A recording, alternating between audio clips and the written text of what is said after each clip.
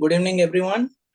Respected Chairman Sir IIP NRC and our moderator for this Advanced Pulmonology Clinic, Dr. Kamal Singhal, two of the finest pediatric pulmonologists as lead discussant, Dr. Pankaj Vaidya and Dr.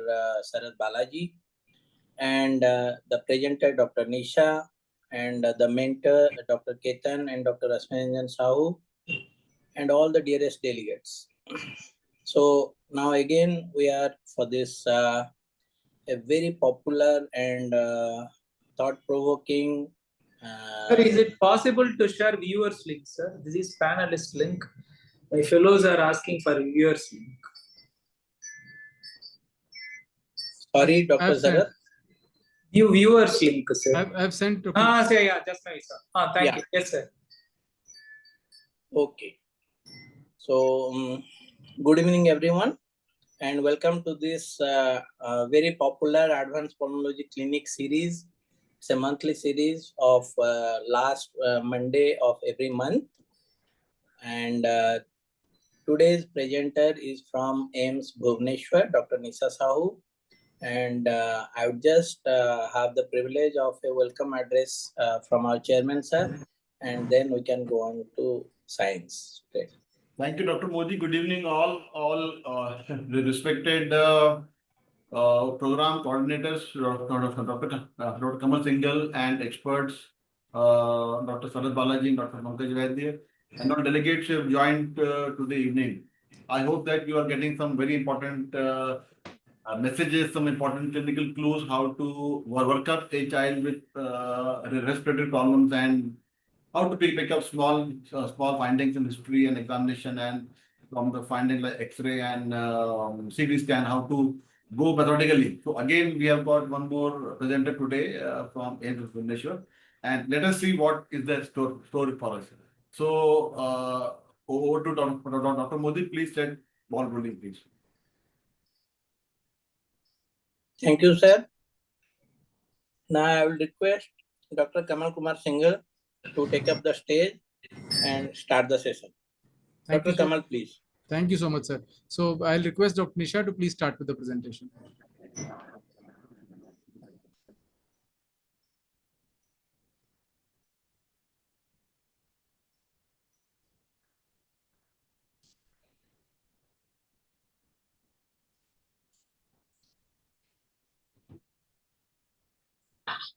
Is it fine, sir?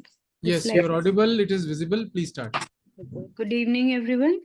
So today I'll be presenting an interesting case of an adolescent with blues.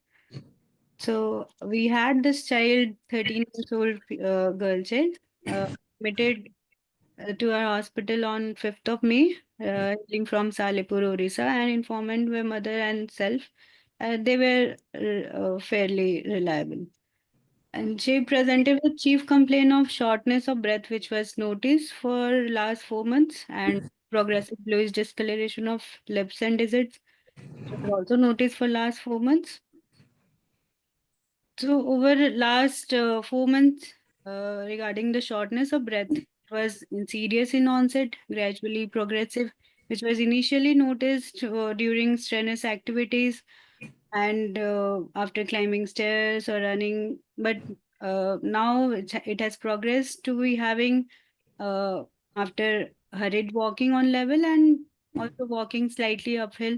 So the grade MMRC grading ranged progress from 0 to 1, but there was no postural worsening or associated cough or facial or pedal edema.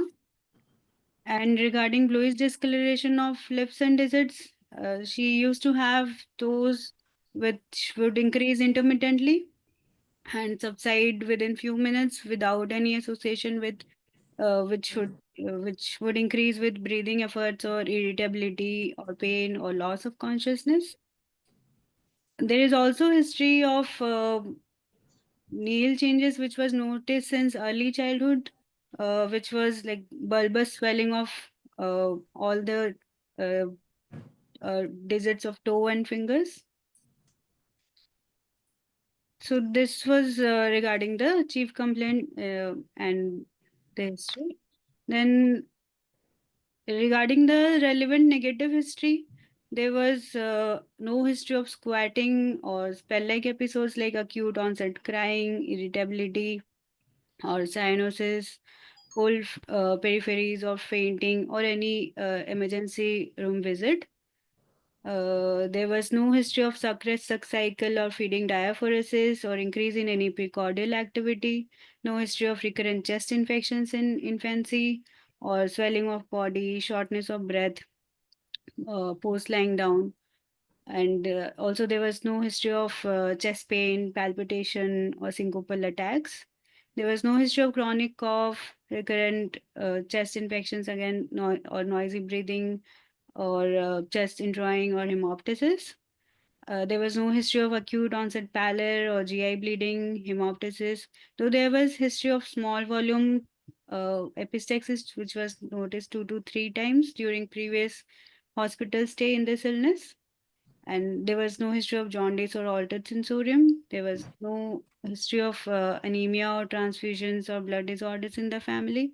And there was also no history of headache, visual disturbance, or any focal neurological deficits. So, in this illness, child was admitted in a government hospital where she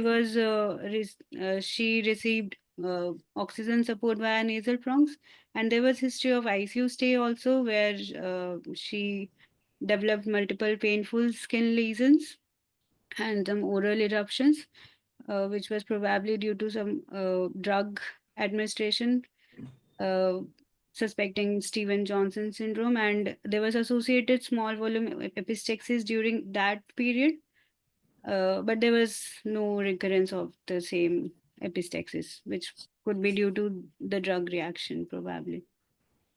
And later, there was discharged on home oxygen via nasal prongs at 2 liters per minute, and but there was no significant improvement in symptoms or the hypoxia with oxygen support and or the worsening in symptoms. So over next 1 month at home, oxygen was tapered and uh, uh, she was made on room air. But due to intermittent cyanosis and exertional dyspnea, she presented to us in May 25. Okay. Yes, sir. So coming to other relevant history, regarding birth history, she is second in birth order, single term, and weighing 3 kg at birth.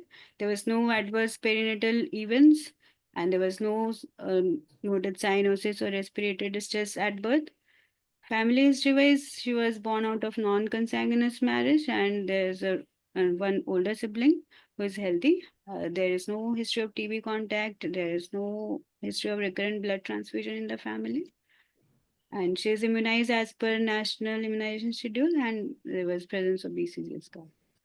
Development-wise, also she had attained all milestone as per it, and she studies in class 8 with good scholastic performance and having a mixed diet with adequate calorie and protein intake, and belongs to lower middle class as per modified focus family score. Though she did not attain menarche yet. And coming to examination, child Please was now, please. Shall we go for discussion? Summarize it first. Kamal, shall we go for discussion? Yes, Yes. absolutely, Dr. Sarath. I think let's go back to the previous slide. We have a lot of information which has been presented, and I think the presenter has been very slow and clear with her presentation. She has not hurried through. So I am sure there will be a lot of clarification that you would want to know. So Dr. Sarath, anything that you wish to ask at this point of time? Straightforward, I can think whenever the child says epistaxis along with breathlessness. I don't know whether it is a case of pulmonary AV malformation, but for as a postgraduate, you tell me what is it, cardiac or pulmonary based on the history. You told that the child has been suffering from breathlessness and bluish discoloration for the past 4 months before presentation. So my question is it cardiac or pulmonary? Point number one, support your diagnosis. If it is cardiac, what are all the things that you will suspect?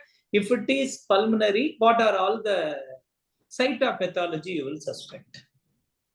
As per history, we did keep a possibility of cardiac, like some congenital, cyanotic congenital heart disease, because Oh, there is cyanosis, there is exertional dyspnea, and okay. But for a cyanotic congenital heart disease, being so quite for about 12 years and presenting in that last 4 months, it is unlikely, na? yes, sir. Is That it is possible for a congenital cyanotic heart disease to present at that age group? Is it possible? sir, it is very less likely to be presenting at this age. Okay, but you told the parents had noticed clubbing since early part of life. Yes, sir. Is it so? Yes, sir. They did. So my question is, if the clubbing was present from the early part of life, how come that this exertional dyspnea and bluish discoloration only in the past 4 months? That's what, sir. They might have missed the trivial signs and symptoms in the which might have been there since early childhood, and they Okay. have now presented because there is increase in dyspnea and cyanosis. Okay. Can you tell me which cyanotic congenital heart disease can peculiarly have this kind of manifestation at 12 years? Sir, I would say like TOF and No, not at all. Not at all. Not at all. Tough, unlikely. Which congenital cyanotic congenital heart disease can have this kind of peculiar manifestation during adolescence, going unnoticed for the past 1 decade? Might be a small cyanosis, they would have missed small cyanosis, small clubbing. I'll give you a clue: intermittent palpitations. You could have asked about intermittent palpitation if it is a case of cyanotic congenital heart disease, because tricuspid atresia, pulmonary atresia, TGA, total anomalous pulmonary venous connection, all are unlikely to present at this age group. But two congenital cyanotic heart disease can have this kind of manifestation: bluish discoloration along with breathlessness. What are all those cyanotic congenital heart diseases? could it be DORV? Not at all, no. So one is Epstein's anomaly. What? Epstein's anomaly have this kind of manifestation. Second, partial TAPVAC. A Scimitar syndrome can have this kind of manifestation. So it doesn't mean that when we are presenting in terms of NRC, you need to think in terms of respiratory. If at all with this history, if you want to have some cardiac disease under the background, two congenital cyanotic heart disease can have this kind of manifestation. One is Epstein's anomaly, milder variant. Second one is Scimitar syndrome with hypoplastic right lung along with the abnormal venous drainage into IVC. So these two conditions can have this kind of presentation at 10 years of age. Point number one. Second point is, could it be an Eisenmenger syndrome? I am not coming to pulmonology at all. Could it be Eisenmenger syndrome? Yes, sir. Again, an undiagnosed acyanotic heart disease with which later developing Eisenmenger syndrome could present like Not this. at all. Not at all. See, Eisenmenger syndrome means you need to have a significant AST, you need to have a significant VST, or you need to have a significant PDA. When these left to right front are very significant, then they would have produced congestive cardiac failure in early parts of life. But you have mentioned there were no succurus cycle, there were no exercise intolerance. So if it is a case of Eisenmenger syndrome, definitely there would have been signs and symptoms of congestive cardiac failure. We all know that what is Eisenmenger syndrome? Whenever a congestive cardiac failure, whenever a child with a left to right shunt, develop CCF, and this CCF goes but cyanosis comes, means then it is Eisenmenger syndrome, and the child will be relatively so sick compared to the child that we are discussing right now. So if it is a case of Eisenmenger syndrome, so there should be history of signs and symptoms of congestive cardiac failure, which is not in this case. So Epstein's anomaly, if it is so, can have an intermittent cyanosis, a partial TAPVAC, or a scimitar syndrome would have got some kind of exercise-induced breathlessness because of unilateral hypoplastic lung. The third one is, if it is a case of Eisenmenger syndrome, then there must be signs and symptoms of heart failure. So relatively, with the possible history, since there are no intermittent palpitation, there are no intermittent cyanotic episodes, there are no exercise intolerance previously noted, these things are unlikely to me at present in this stage. Okay. Okay, so now you come to pulmonary. Pulmonary means again with the bluish discoloration, along with the clubbing, along with the exercise intolerance. Tell me the site of pathology and the probable differential diagnosis without looking into any other thing. Don't auscultate nothing. By just asking this simple history of exercise intolerance, bluish discoloration, tell me the possible differential diagnosis. Sir, I would like to keep possibility of extracardiac intrapulmonary shunt here with this clinical history. Why And can't it be sir, a, why can't it be a, so say, tell me the site of the one is shunt lesion. One is shunt lesion. Okay, what kind of shunt lesion you will expect? So intrapulmonary shunt, pulmonary AV malformations could be there, or Yes. So for this case, a pulmonary AV malformation can be a probable diagnosis, particularly in the presence of 1 or 2 episodes of epistaxis. But beyond this, what are all, I don't know whether you that is the case or not, but other things you need to discuss. yes, sir. So as there is cyanosis, but Apart from AV malformation, you tell me what are all the other possible site of pathology? Is it airway? It is alveoli? It is interstitium? It is pleuron? Based on the history alone, can you tell me where is the site of pathology? I am not talking in terms of AV malformation. Where is the site? The child is having cyanosis. The child is having breathlessness. So what could be the site of pathology? could You be have nose, nasopharynx. could be parenchymal interstitium, sir, involving parenchymal. So could be, yes, very well. Could be, could be interstitial. Okay. So interstitium can be involved. So since you told clubbing since early part of life, so can it be a surfactant dysfunction mutation? A childhood ILD presenting at this stage group with a slow progression? We could keep a possibility low down, sir. Okay. What are all the other symptoms you will ask with respect to ILD?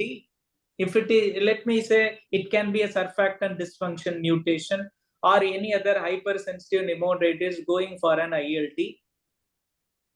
Sir, there's no chronic history of chronic cough or exertion. Very good. Very good. Cough. Okay. So cough can be one cough, even though it may or may not present. So in case of ILD, you may have a little bit of cough, but we have seen cases in which cough is not a manifestation at all, only exercise-induced breathlessness. So one is AV malformation. Second one is an interstitial lung disease presenting in this age group. So can you tell me, so now you have cornered to these two diagnoses. One is an ILD, another one is AV malformation. What other histories that you will ask with respect to differentiate between these two things apart from cough?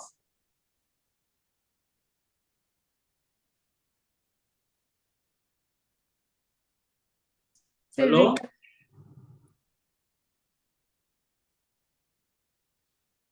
What could be other symptoms you will ask? There is no recurrent chest infection history there's no recurrent history suggestive of recurrent chest Okay, infection. recurrent chest infection means you mean a bronchiectasis in the terminal stage presenting with the breathlessness and clubbing. If it is so, there will be definitely history of recurrent high-grade fever along with the wet cough. Is it so in your case? No, sir.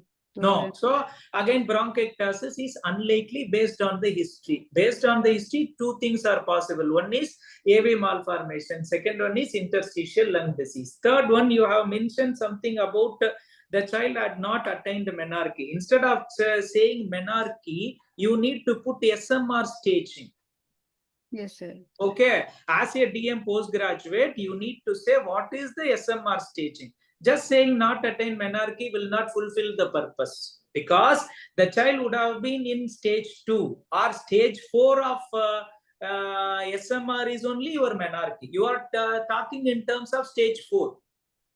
But I would like to know whether there is a thelarche, where there is a axillary hair, whether there is a pubic hair, because if the child has not attained even stage one of SMR, that is thelarche, it means that the underlying illness is significantly affecting the child's growth and development.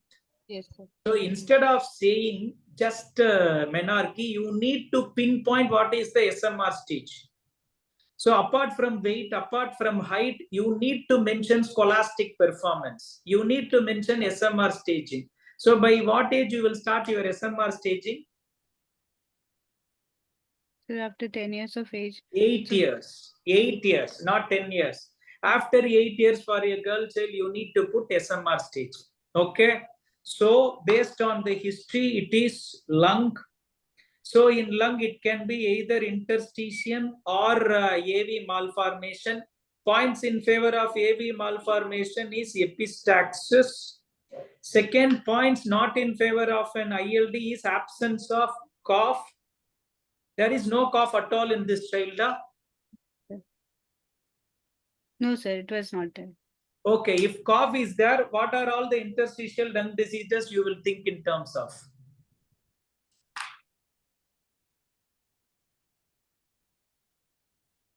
Okay, so you can think in terms of an hypersensitive pneumonitis. So you need to ask about exposure history in particular.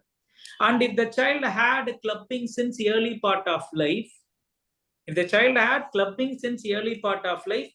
definitely exercise intolerance you need to ask.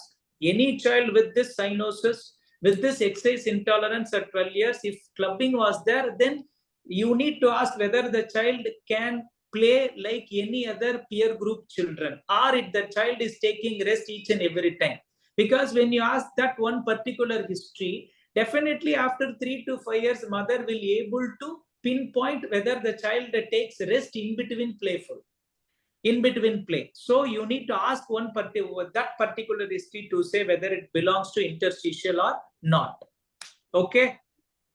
Yes. If your diagnosis is something which cannot be fitted by the patient's history, you need to put forth some other extra questions to get the proper relevant history. Okay then. So over from my side. Thank you, Dr. Sarath. I think Dr. Sarath has very extensively discussed this case. You know, Nisha, because it's an IAP NRC platform, it doesn't mean that it has to be respiratory. Any person who has a respiratory illness, there is an audience which is watching us. So we have to look at it, whether it is a cardiac cause of distress or a pulmonary cause of distress. And 2-3 points that Dr. Sarath has rightly pointed out, that when you are evaluating this for an ILD, cyanosis to appear in infancy and distress to come at this point of time and still not severe enough. That's something which is odd for an interstitial kind of an involvement. It is an hypoxia where the distress would come in much earlier. And as we said, if it is Eisenmengerization happening, then there should be some history of distress suggesting an increased pulmonary blood flow with cyanosis. So I think extensive discussion. Now I'll bring in another of our lead discussants, Professor Pankaj Vaidya, sir. Thank you, Dr. Kamal, and Dr. Nisha very nicely presented history. Sir, your volume I think is a bit less, or am I hearing it low? Yes, sir, it is less. Can you hear me? Sir, yes. So I think it was nicely elucidated by Nisha. And to my mind, cardiac causes are not a possibility here. I don't know why we are spending so much time. She has given a reasonably good negative history to negate that in the form of those cyanotic episodes, cardiacs, left to right shunting, it doesn't seem to be there. And there are no neurological complications even. So I feel that we could have upfront thought about pulmonary causes, and uh, in that also, like the discussion went on well, that pulmonary AV malformation, some kind of intracardiac shunt is a good possibility. And of course, ILD remains because we know that the child has clubbing since the early life. And we should remember that there was something which precipitated some history about allopurinol, which was not very clear. So there is something which is precipitating this. The child has been on home oxygen therapy for quite some time. So to my mind, uh, was discussed in the earlier part also, that there is some issue with the interstitium, or there is some malformation in the lung. So I would narrow down to those two differentials, and we can proceed from here. Thank you, Dr. Pankaj. I think we think it is more of a pulmonary presentation as of now. And for the reasons Dr. Nisha has presented, we are rightly in thinking so. So let's proceed with the examination. You know, in such a case, or in most of the cases, if you do not have an opinion at the end of history, then probably examination will not also be helpful. And I think in your history itself, a lot of examination has been covered, right from clubbing to cyanosis. A lot is already been there. So just let's quickly go through the examination and then proceed with the discussion. So on examination, child was comfortable in room air, was cooperative and oriented. Uh, had temperature of 98.5 degrees Fahrenheit and pulse rate was 90 per minute, which was regular at good volume. Respiratory rate was around 28 per minute, which was tachypnea for her age, and there was no retraction or any other signs of distress noted.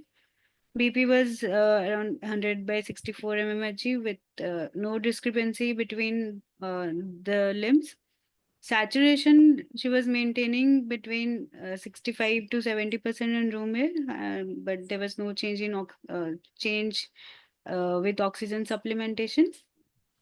The saturation, this varying saturation was uh, similar in all four limbs. So again, there was no pallor, icterus, edema, or lymphadenopathy, but there was presence of central and peripheral cyanosis. There was presence of grade 3 clubbing, and chemosis was also present. JVP was normal. There was presence of multiple hyperpigmented macules over anterior neck, which could be due to the heel scars. And there was a diffuse midline neck swelling, which was not moving with the deglutition or tongue protrusion, and there was no hum or bruit over it. So these were the clinical pictures showing central cyanosis and grade 3 clubbing and also anterior neck swelling. Anthropometry wise, she was well preserved with. Is there any polycythemia? Yes, sir. I will show you. It will be there in the investigation, Dr. Sarath. She will present. So anthropometry wise, she was well preserved with normal weight, height, and BMI for her age.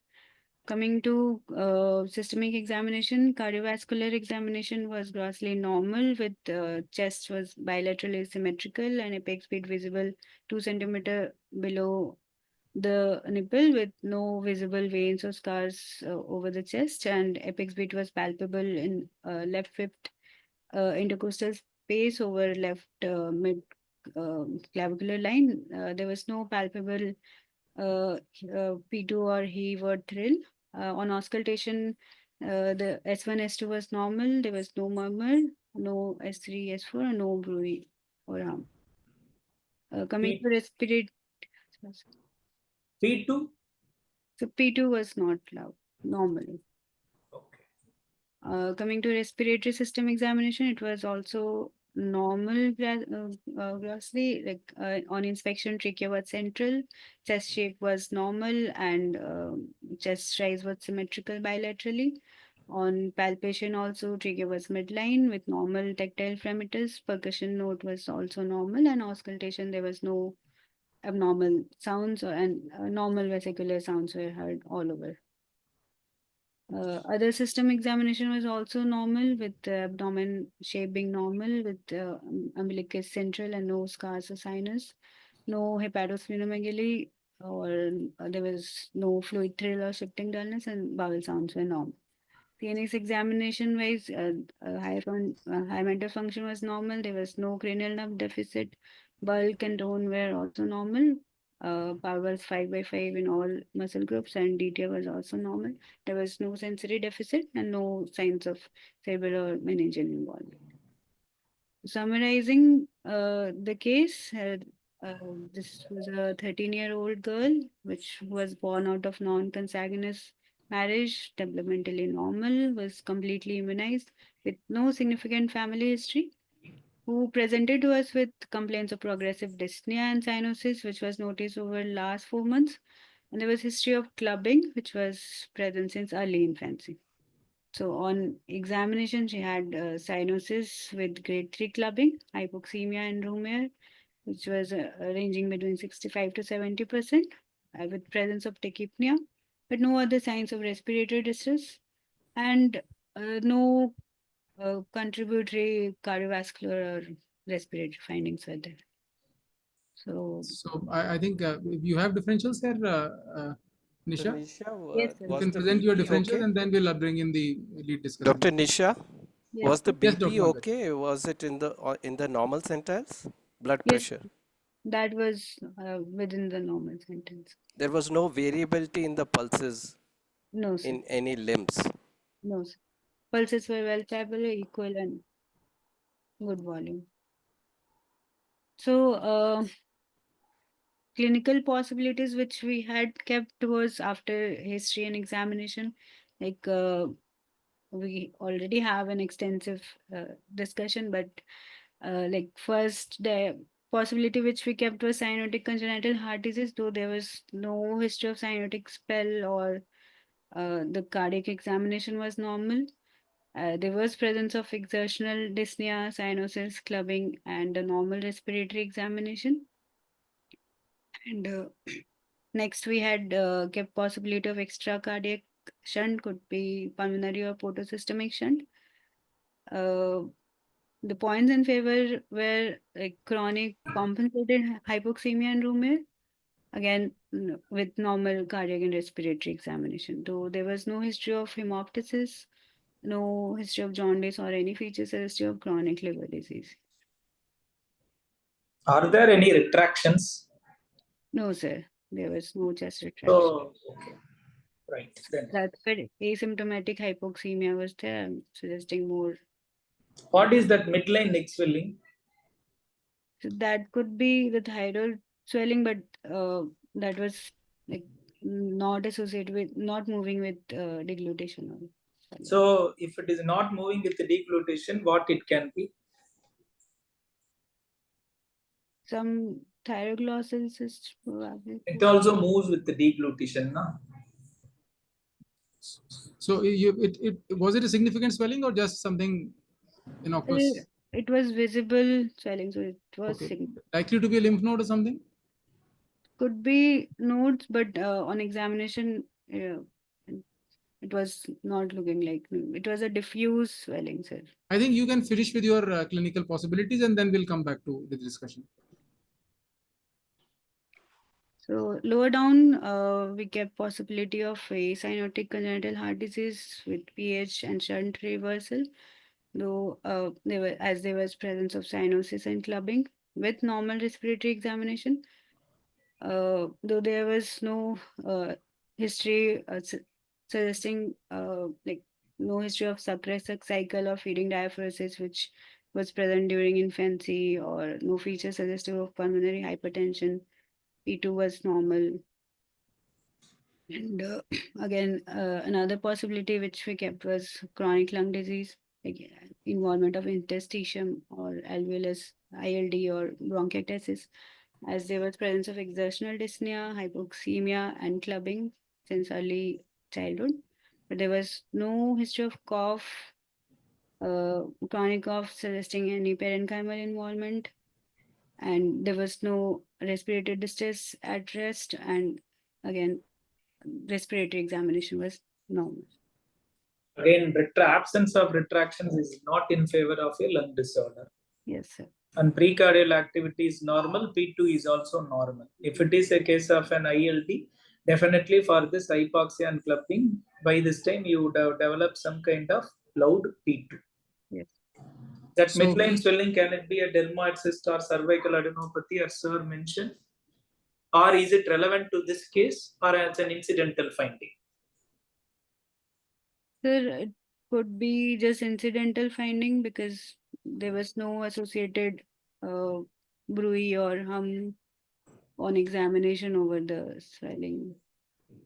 Again, I could see, is there any skin lesions in the, is there any lesions in the conjunctiva? No, sir. I think she has presented that.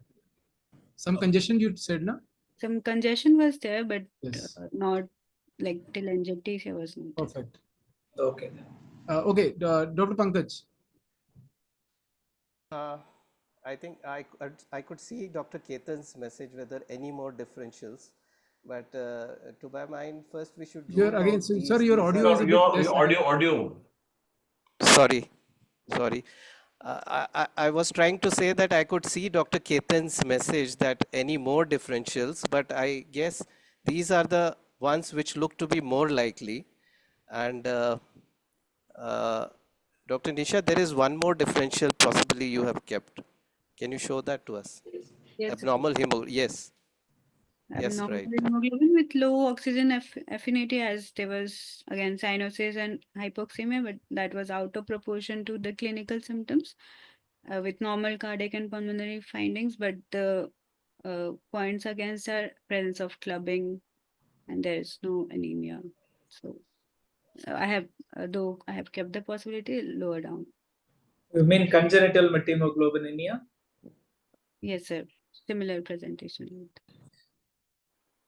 So I think Dr. Pankaj, any comment on any? I think Dr. Sarath told that ILD again would be lower down because there would be other possible manifestations which we are not finding here. I would put my bet more on pulmonary AV malformation, and there are easy clinical tests which would be which possibly the team must have done, and they would be revealed to us very soon. Till now, whatever picture looks out to be, it seems that this malformation could be one explanation. And other thing like methemoglobinemia is one possibility that has been considered here.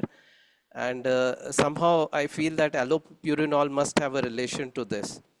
And the thyroid swelling, or whether it was a thyroid swelling or not, that also needed a mention in the case summary. So we were not able to relate to it, and that part of the story is not knitting into the diagnosis. Okay, so I think everybody here feels it's more like kind of. There was one message in the chat box. Abernathy malformation. You know, Nisha, again, something about you know, malformation. there are very fancy names for a lot of small, uncommon, unusual things. Let us think broad, bigger. Now, first thing is it pulmonary or something extra pulmonary? The fact that the saturation did not rise on giving oxygen is one of the pointers that probably it is not pulmonary alone. There is some mixing happening. Otherwise, saturation would have increased. Among the mixings, either it is cardiac or extra cardiac, looking at this overall picture, Eisenmangerization, the history is not suggestive. There was no history of a right to left to right shunt. So Eisenmangerization would be a bit off. And so here what we are left with is some kind of a AV malformation somewhere, which looks more plausible. This is, I think, the overall discussion that we have had. If So you can always have unusual things explaining everything. But in clinical medicine, if you go for that, then you will always be fumbling for the right diagnosis, and you will be if you stick to the what is more likely, more common, 9 out of 10 times, 8 out of 10 times, you'll be correct. But if you think of odd things, everything can be explained with everything. So let's desist from those things. But yes, it looks more not just pulmonary, it is something out of it, some kind of mixing at the level of pulmonary area or in the heart, that is to be seen. But overall, the examination is also not suggesting a cyanotic congenital heart disease kind of a picture. So probably some vascular malformation somewhere. So I think well done, Dr. Nisha. You are presenting well. It has generated a lot of discussion. What is important here is that a lot of questions are asked, a lot of possibilities are discussed, which may not look plausible, but the what costs the least is words on your mental workup. If you can think of differential, weigh them out, that is the best way in clinical medicine. Otherwise, investigations, they are not easy to do and they're not easy to assess. So I think let's proceed, Dr. Nisha. So with the clinical possibilities, we went ahead with the hyperoxia test, giving 100% oxygen, 10 liter per minute of oxygen for 15 minutes, and checking arterial blood gas pre and post oxygenation. And we can see that there was not much improvement in the PO2, both pre and post oxygenation. So, which could not, so ruling out the parenchymal disease. So, but yet we have not been able to rule out either the cardiac or any shunting is happening here. So there were multiple X-rays during this illness, which is showing increase in pulmonary plethora and some cardiomegaly with CT ratio of 0.55, but the parenchyma lung was grossly normal. I think can we go back, because I think the rest of the investigation, before we go to the rest of the investigation on this radiograph, Dr. Sarath, you would want to say anything? The cardiomegaly along with the pulmonary congestion, that's all. I am not very clear with the retrocardiac shadow. So to me, it is cardiomegaly with a little bit of pulmonary plethora. Dr. Pankaj, any comment on this? Yeah, rightly pointed out. Only thing is I was trying to look at the neck if there was something we could observe here, but it doesn't seem so. Yes. But in the left, in the X-ray done on April, the pulmonary the bay looks a bit prominent, which is not there in the January one. In April, it looks that the pulmonary bay is a bit more prominent. And of course there is, and the heart is also a bit larger than compared to January. So the X-ray has evolved from January to April, it seems. The visibly, it seems that the heart is bigger on the April one, with the pulmonary way more prominent.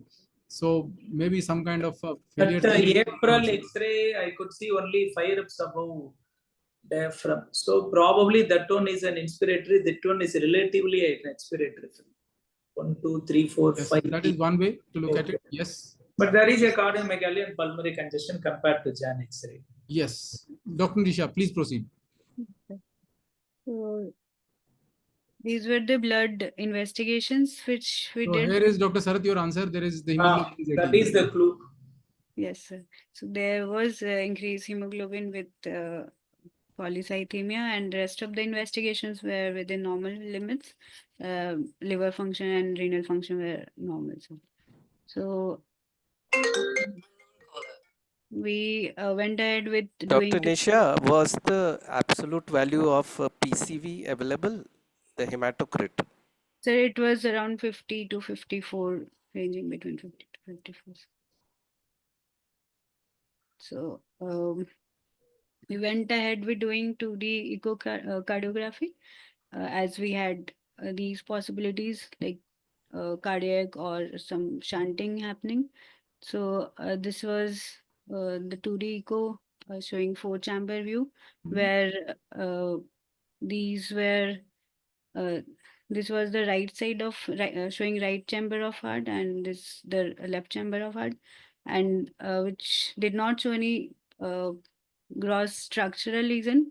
So bubble echo was done, injecting 10 ml of agitated saline via peripheral vein, and we can I'll show the video, and we can see the micro bubbles entering the right side of heart and then also entering the left side of heart.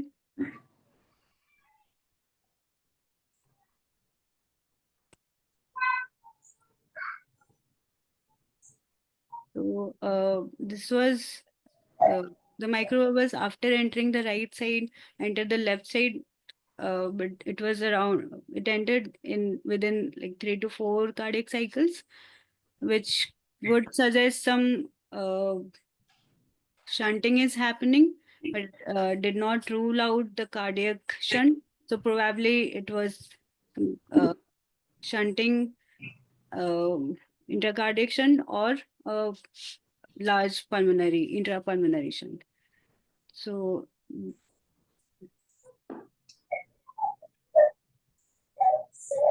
and regarding the grading of bubble echocardiography based on number of bubbles, be it intracardiac or intrapulmonary shunting, based on the number of bubbles, we can grade the shunting. Like if 1 to 9 bubbles are there, the shunt is small, or 10 to 30, so the shunt is moderate, and if it is more than 30, so we consider it as a large shunt.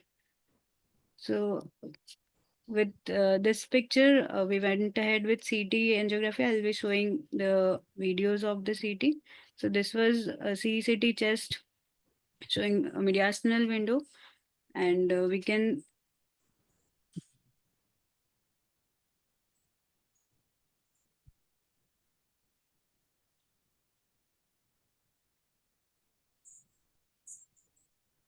see that there is. You can stop at some point wherever you want to show some finding here. Yes, sir. So we can see that there is increased pulmonary vasculature, and in which is being seen in bilateral lungs, more in the lower lung fields.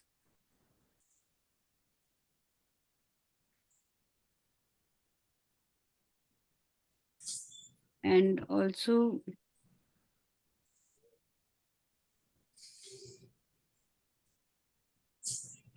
there is some dilatation of main pulmonary artery, though there was no frank signs or symptoms of PH.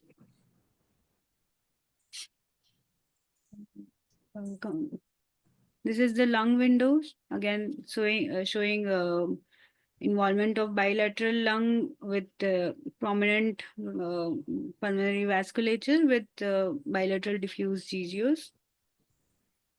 Like these are the pulmonary vasculature, prominent pulmonary vasculature. And apart from that, there was no consolidation or any specified part involvement from the lung. Then this is the coronal image. I'll be tracing one of the vessel. This is the pulmonary artery. We'll see that this is the pulmonary artery. As you can see, there is a U-shape structure, which is probably a shunt, which is draining into the pulmonary vein directly. So this was the pulmonary artery. Then a U-shaped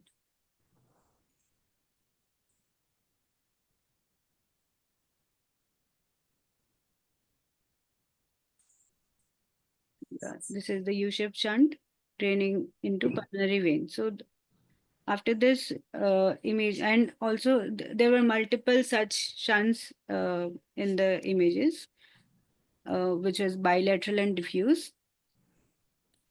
So from this, we could probably reach to the diagnosis of pulmonary AV malformation, which was diffuse and multiple. So we went ahead with lung perfusion scan to get the shunt fraction. Dr. Here, Nisha, there is a question in the chat box. If you could address it at this stage, it would be helpful. What was the What was neck the neck mass in mass in CT? CT?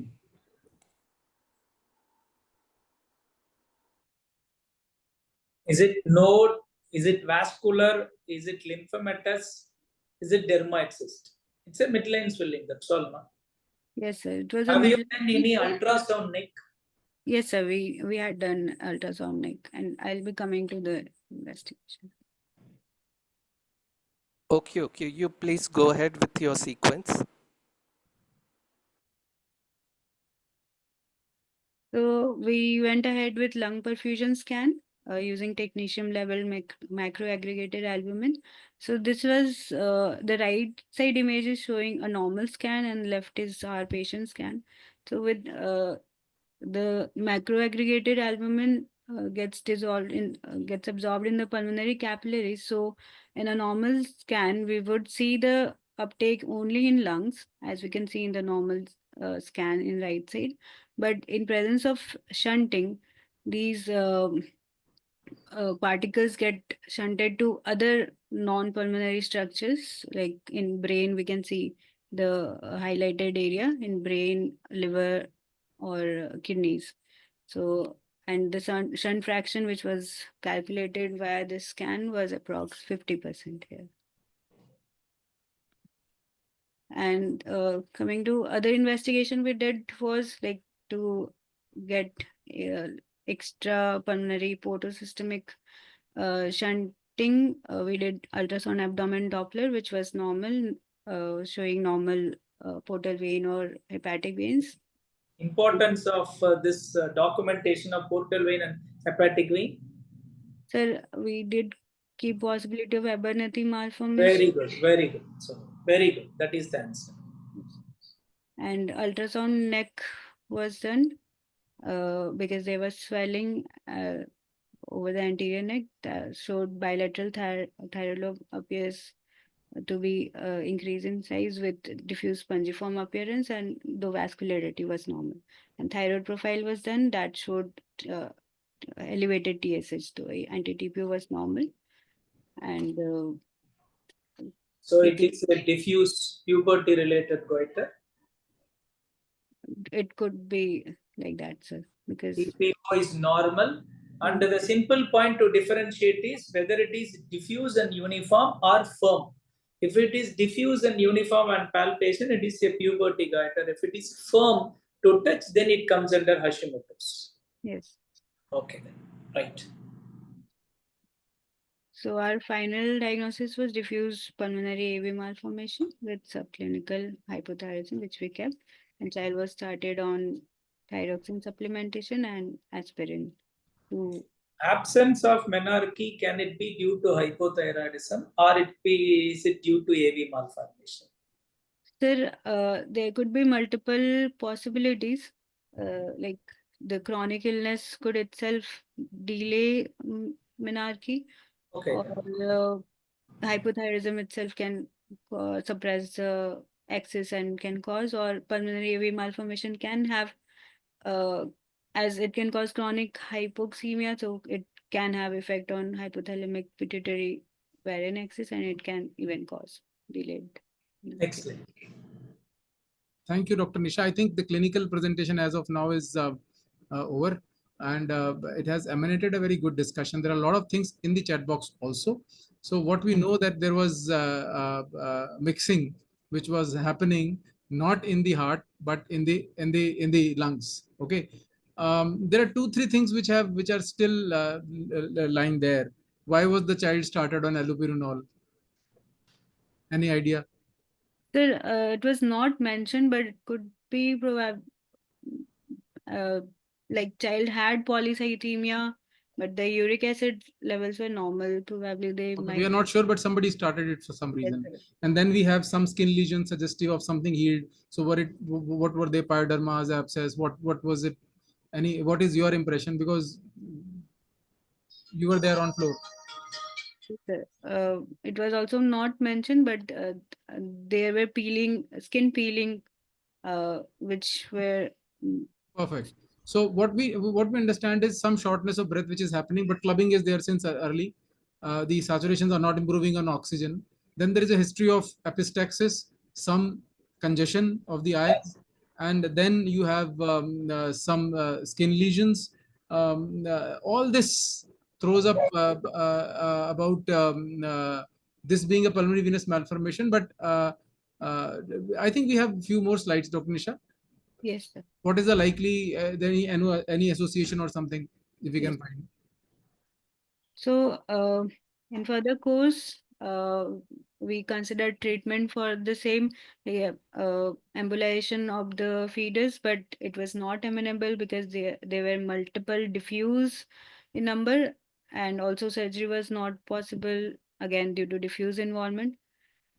Family was counseled regarding the nature of disease with they being explained about the risk of stroke and pulmonary hypertension, which the child might develop later, and possibility of hereditary hemorrhagic telangiectasia was also considered, but clinically relevant telangiectasia was not present on examination, and we also offered them genetic testing, but they denied as of now, and but the child was started on aspirin and thyroxine, aspirin to prevent for incidence of stroke in these cases.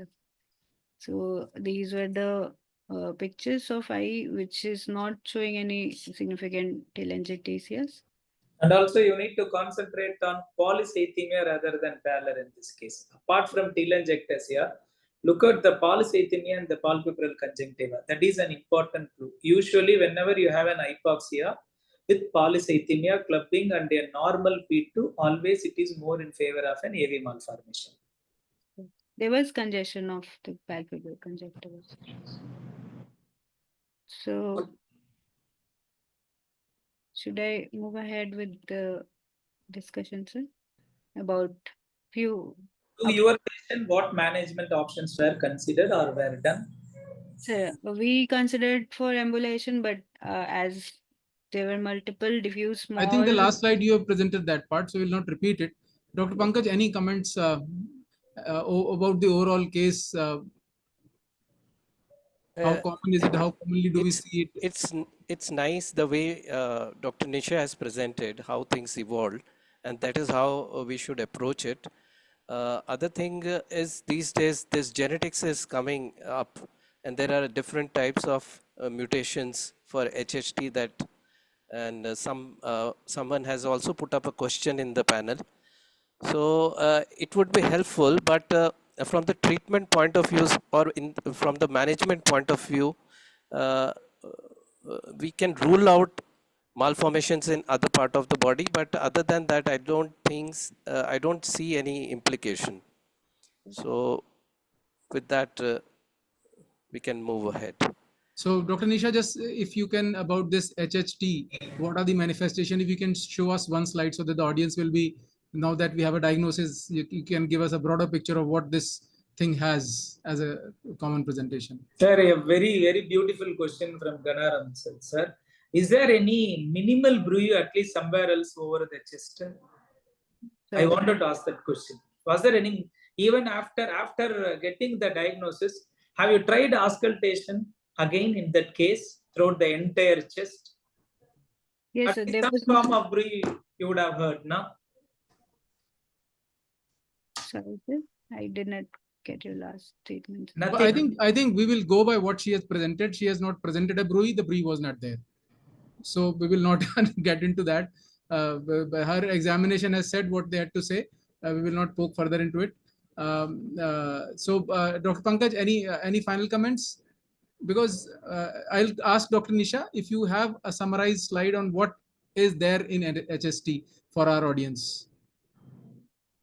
So I don't have a summary slide on that. Doesn't matter. You can summarize. You presented well till now.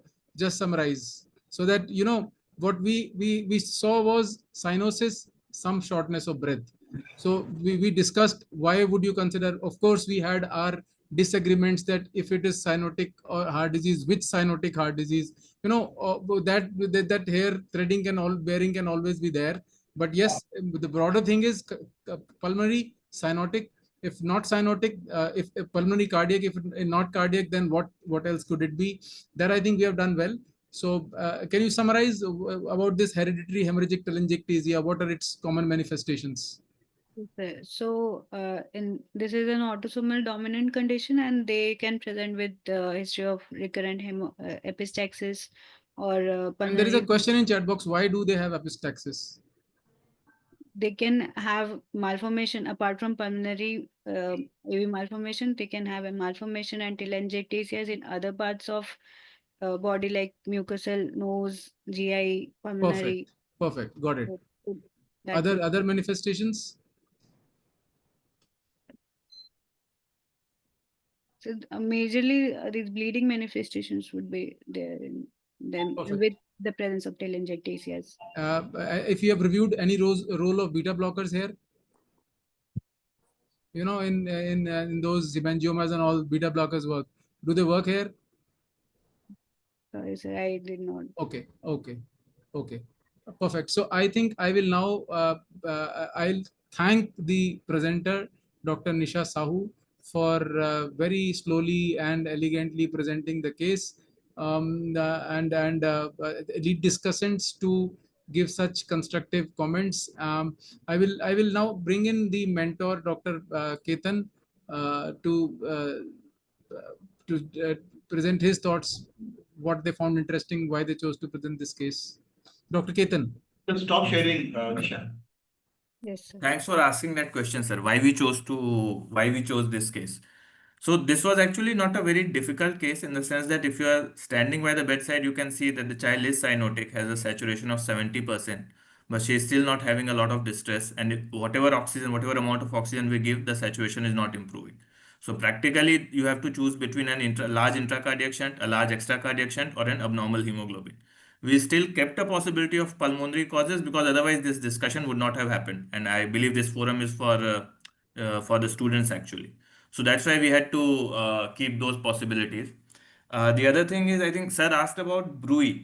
Sir, we did not find any bruit on auscultation, and like we presented, the connections was very small. In fact, we had to sit with the radiologist at least twice or thrice, after which they were able to point out a few communications to us. So I don't know whether we are expected to find bruit in if the communications are smaller than 2 to 3 mm, which were in this case. Other than that, yeah, the other interesting thing was that, sir, I was not sure if, like, we know that pulmonary AV malformations can cause cyanosis, but can the cyanosis be to the tune of 70%? This was something that I was not sure of. So that's why we went ahead and did a perfusion scan because we wanted to actually prove that there is a large shunt happening, and which kind of proved us right when it showed us that there is almost approximately 50% shunt. So, and this is like, if you look at the perfusion scan carefully, apart from the right middle and the lower zone, most of the lung is diffusely involved, which suggests that there is a large shunt happening, but there are multiple diffuse, very small shunts, and it will be very difficult to actually cure the disease. There is one, we can say there is one kind of unresolved query, which I think was all what somebody raised this, that why was it that the child was having exertional dyspnea only for the past 4 months? But like we said, clubbing was there since early infancy. The parents actually had not, they did not consider clubbing to be significant. But when we asked them, looking at the child on the bedside, they said, yes, this deformity or this changes in the nails are present since early infancy. So it is possible that this exertional dyspnea was noted by them only when it increased beyond a certain point, or it is possible that with the increasing age there were further formation of new communications, and when there was increase in pulmonary plethora to a certain point, only then the dyspnea started happening.